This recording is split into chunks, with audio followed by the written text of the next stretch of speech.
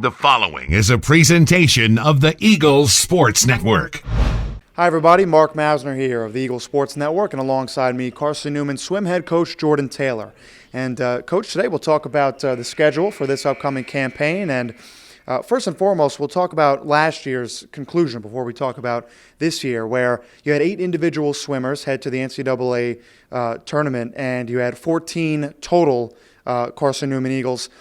Going into this season, is that something that you have a mindset of for yourself and the team to kind of perhaps surpass that record, or is it more just taking it one event at a time? With the program, we're always trying to be better than we've been in the past. We compare our program to our program from previous years, and one of our big focuses is obviously the NCAA championships at the end of the season. A number of years ago, it was never really necessarily a big focus. But it has become now our main focus for the full season. Swimmers should expect to have the full season all the way through until March, and we're trying to get as many athletes there as possible. We continue to increase the number of individual qualifiers that we have for that meet, and that's again going to be a big focus for us this year. We have some very strong new athletes on our program from transfers and freshmen, and we believe a number of them have the opportunity and the talent and the work ethic to qualify individually. And then we also want to continue to take athletes there for relays as well, and continue to qualify all 10 of our relays for the championship. But yeah, that's why we're here. It's what we do as a program, is to continue to get better and build upon the success we've had previously. Our alumni and previous qualifiers have set the tone for this program, and it makes it easier for our new athletes to come in and just kind of follow in that trend.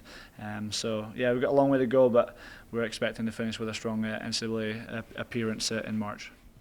And Coach, one of the perhaps more notable events on the schedule, a dual meet against Wingate, October 18th and 19th. Wingate, a successful program perennially. Is that a benchmark, or will you use that as a benchmark to see how exactly your team matches up against them come that event? Any opportunity we get to race a team like Wingate is awesome.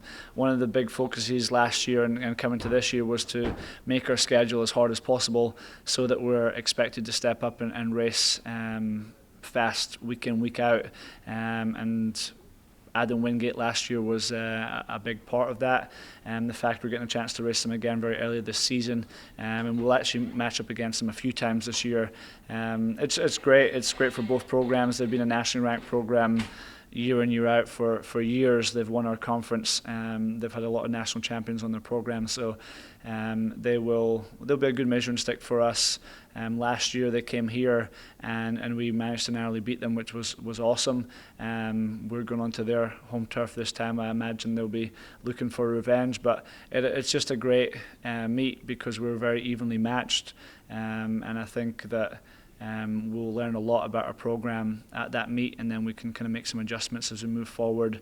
We'll meet them again down at the Emory Invitational, and then obviously we'll see them at conference, and that's the big one. That's the one we want to try and put everything together perfectly to overtake them this year on the conference rankings.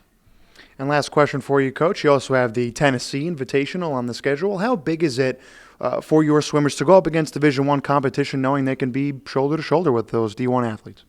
The opportunity to go to Tennessee Invitational is awesome for me as a coach for this program, for our athletes. If they look at it the right way, it's the best opportunity they can get to be put in a situation where they need to perform. They're racing against some potential Olympians for next year. Some athletes have been to Worlds this year, and a lot of athletes are going to go into D1 national championships and be All-American. And if you can handle your nerves, handle your composure in a race against athletes like that, we know you're in good stead to go into conference and into nationals and execute everything we've been working on. The Tennessee Invite is going to be a very competitive meet this year. A lot of top D1 programs. It's probably the fastest meet they've ever set up. The likes of Chapel Hill coming in, Denver, Georgia's coming in. So it's just a cool experience, and for our athletes, I want them to go in and prepare like it's any other meet and use that top level exposure to their advantage and get themselves fired up to go in and race. And obviously we're the underdogs in every race that we go into, but last year we managed to put a number of athletes in finals and score some good points, and there's no reason why we can't do that again this year. But the reason we do it is essentially because when we come to nationals, we're racing the best in the country for Division 2. We've got to know how to execute when that pressure's on, and if we make finals at this meet, because it's going to be so fast, we're pretty confident that those athletes that are making finals, we'll see them in the A finals at conference, and we'll see them going to qualify for nationals. He's Carson-Newman swim coach Jordan Taylor. Coach, thanks for the time. Thanks.